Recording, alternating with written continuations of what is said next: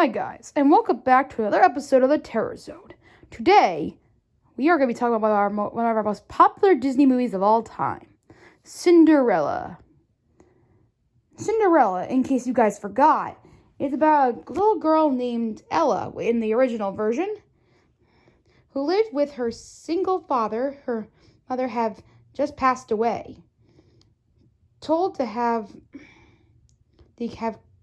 She told her to have courage and be kind.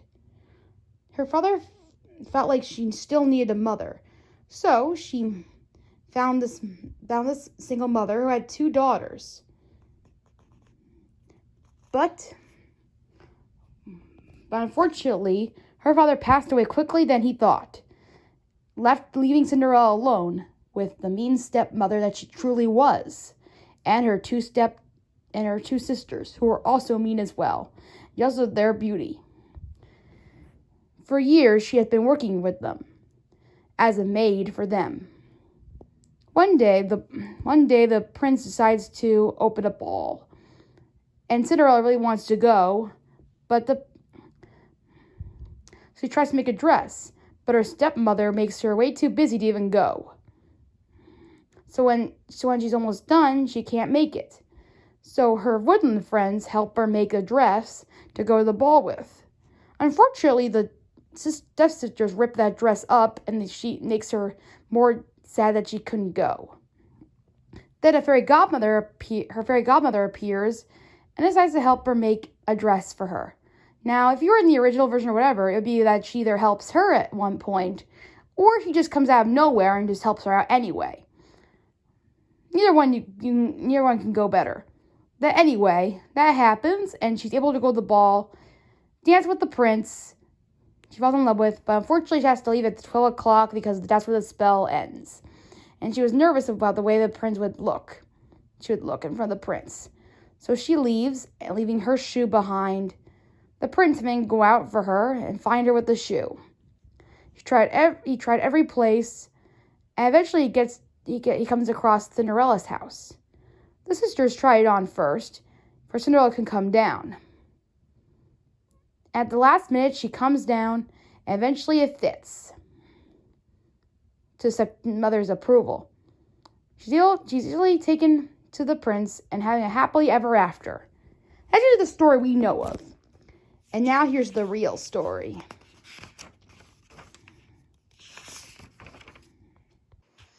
The story starts just like the story we all know, until, unfortunately, her father was actually mean to her too, as well, and never died.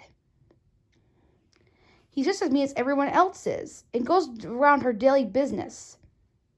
He asked her what each of the family would want when he leaves for a business trip. The sisters ask for stuff like jewelry, the usual stuff, like dresses and whatever. But Cinderella asks a very strange one. She asks for a twig. And with that, her father heads off.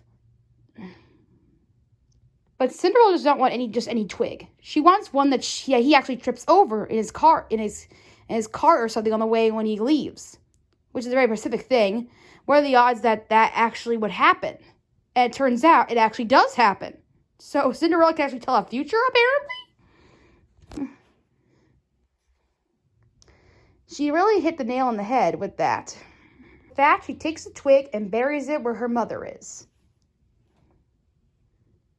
You might want to remember this part because it might be important later on.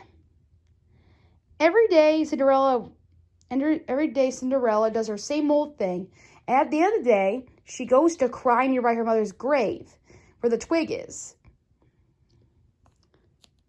Every day, the twig would get bigger and bigger, growing into a beautiful tree with their tears. So I guess Cinderella has magical tears as well. Gosh, Cinderella's more powerful than we think she is.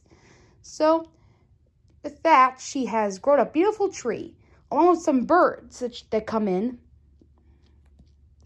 And they ask her that she can wish for anything she wants. By that, I mean anything she wants. Immediately, Cinderella gets a bunch of stuff from the birds. And this follows up to the point where, in just like the movie, the stepmother gives Cinderella a lot of jobs to do, especially picking up all the ashes from the ground, from the fireplace. Like that's where she got her name, Cinderella, because she got her because it's like in the movie, she got ashes all over her body. That's where they got the name Cinders from, because it was all cinders all over her body. That's why they decided to call the nickname Cinderella. Anyway, before that, let's move on to the ball. They struck a ball, of course, for every woman is to attend. If you remember the birds from earlier, once the ball is mentioned, the birds give Cinderella a beautiful dress and silver shoes. And this version, they're the fairy godmothers, basically, and they don't destroy his dress. The only thing that Cinderella has to worry about is to get ready for the ball and actually get to wear her dress and go to the ball instead of her sisters ripping the dress and everything. Unlike the Disney movie, the ball is actually split into several nights. So instead of having one ball, there was actually more than one ball. So every night it would be day.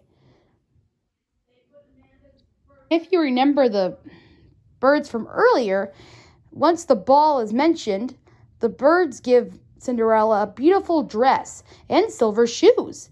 And this version, they're the fairy godmothers, basically, and they don't destroy his dress. The only thing that Cinderella has to worry about is to get ready for the ball and actually get to wear her dress and go to the ball instead of her sisters ripping the dress and everything. After Cinderella, she finished up all her chores just to get ready for this moment. But the stepmother had something bigger up her sleeve. She, on purpose, trips all over the ashes all over again on the floor. So Cinderella had to pick them up and do all over again, having to miss the ball. So Cinderella instructs her birds to clean up the mess for her so she can go to the ball, quickly without the stepmother noticing. So when she gets to the ball, the first time she goes, she dances with the prince. She leaves and she hides behind a chicken coop, running away each time, and the same thing happens. Only this time, she hides behind a tree the same way. Until the last night where the prince got a little clever. He actually covered the stairs with pitch, which is like tar, which is covered all over the stairs. And sure enough, his plan works. Cinderella is trapped on the pitch and is stuck there. So she takes off her shoes, and she accidentally leaves one of her shoes there. Pretty much the same thing happens. The prince finds the shoe, asks every maiden to try it on, until at last he goes to Cinderella's house, and right there the stepsisters are ready to try on the shoe as well. They start out first, but it's a little different this time. The first one, Drusilla, I'm going to call them for now, tries it on, but it was too big for her feet, of course. But this is the real kicker here. So her mother suggests to cut the front of her toe off so it would fit. So her cut off her toe, and away she was with the prince. But unfortunately, on their way, the birds called her out by the blood dripping from her shoe. And once the prince knew what they were talking about, she quickly came back and brought the sister right back. And then the second sister tried it on. And this time, she cut a little bit of her heel off so the foot would fit in. Before it didn't fit, so I tried on again. The same thing happened. She got into the carriage, and the bird talked about how the blood dripping from the shoe, leaving the prince to come back, having Cinderella last to try it on, and if it's just right. And then they fall in love, they get married, and live happily ever after. So you think that's the end of the story, huh? Well, I don't think so, because something else happens after this moment. It turns out that the Cinderella was nice enough to actually invite her stepmother and her stepsisters to come to the wedding. But what they didn't know was, well, they were nice enough to go anyway. They might as well send her off to Cinderella they were nice enough to come and actually bid her farewell. What they didn't expect was that the birds were there, and well, the birds attacked them and poked all their eyes out. The end. I hope you enjoyed this dark story of Cinderella. It's not very dark, not as happy as you thought it was it? Tell me your thoughts and comments below what you thought of the story. And I'll see you next time. Bye!